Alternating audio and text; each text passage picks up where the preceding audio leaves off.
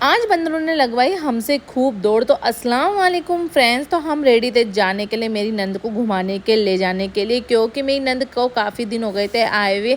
काफ़ी दिन तो नहीं, सिर्फ 2 दिन ही हुए थे, लेकिन हम उनको घुमाने लेके नहीं जा सके क्योंकि बारिश इतनी तेज़ हो रही थी, रुकने का नाम ही नहीं ले रही थी। लेकिन आज हमने ठान ही लिया था कि आज उनको कहीं ना कहीं घुमा के लेकर आएंगे। पर घुमाने से पहले मुझे यहाँ का रास्ता पता नहीं था और सब मुझे छोड़ गए थे, तो इन्होंने फ़ोन करके रास्ता बताया और मैं वहाँ पहुँची अपनी मंजिल पर, क्योंकि हम सब देखने जा रहे थे यहाँ तारागढ़ का किला। और सबसे पहले तैयार रहता है मेरा ज़ैद क्या सभी बच्चों को घूमने की जल्दी रहती है।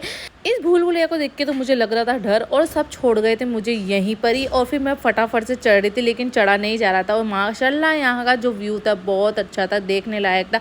और यहाँ पर जो पहाड़ियों के बीच में जो हमारा घर है, यहाँ हम पहाड़ियों के बीच में ही रहते हैं। और ये देखो यहाँ पर राजा महाराजा जो भी थे वो बैठते थे। तो मेरी जेठानी उन्होंने टिकट लिया, मैं उनसे मना करती आपने टिकट क्यों लिया, क्या पता अपन अगले जन्म की यहाँ की रानी आई हो। दूर दूर से भी यहाँ पे फॉरेनर ये किला देखने आते, लेकिन हम यहीं एक बार भी किला देखने नहीं पहुंचे।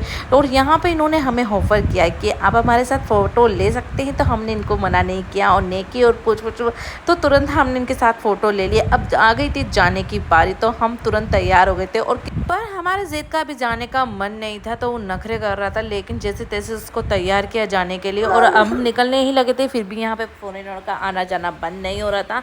और हमें जाना था अब दूसरी जगह, लेकिन क्योंकि हमें यहाँ पे बंदर इतने परेशान कर रहे थे, क्योंकि हम लाए थे साथ में कचौड़ियाँ खाने के लिए, वो नहीं खाए। फिर हम चले गए दूसरी जगह, तो यहाँ जाके भी पता चला कि यहाँ भी खूब बंदर, मतलब बूंदी में बंदर ही इतने। छुपते छुपाते हमने खाई कचौड़ी। यहाँ ज़ैद को भी पता था कि हमारे को बंदर पकड़ लेंगे और बंदर हमारी कचौड़ी खा जाएंगे, तो वो भी जल्दी से खाई। और फिर घर गए, घर जाते ही ज़ैद की तो हो गई थी टाइट फिश, तो वो जाते ही सो गया।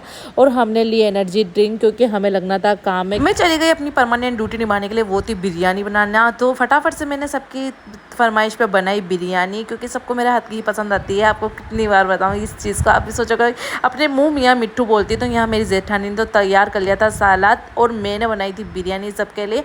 और आपको जिसको भी मेरा फुल व्लॉग चाहिए कमेंट में ज़रूर बताना। अल्लाह हाफिज़, दुआओं में याद रखना।